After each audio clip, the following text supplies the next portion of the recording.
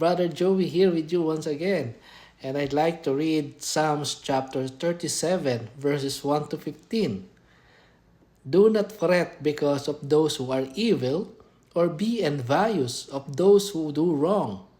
For like the grass, they will soon wither, like green plants, they will soon die away. Trust in the Lord and do good. Dwell in the land and enjoy safe pasture. Take delight in the Lord, and He will give you the desires of your heart. Commit your way to the Lord, trust in Him, and He will do this. He will make your righteous reward shine like the dawn, your vindication like the noonday sun. Be still before the Lord, and wait patiently for Him. And do not fret when people succeed in their ways, when they carry out their wicked schemes.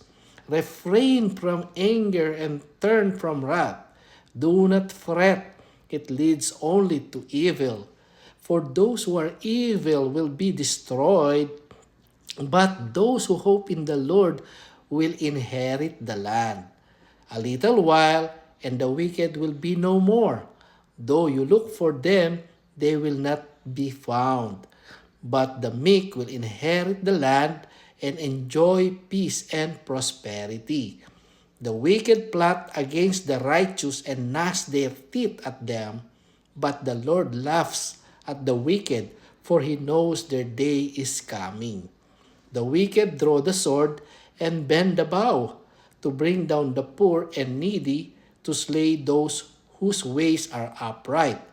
But their sword will pierce their own hearts, and their bows will be broken.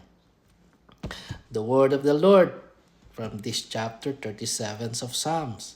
I hope you've been blessed. God bless.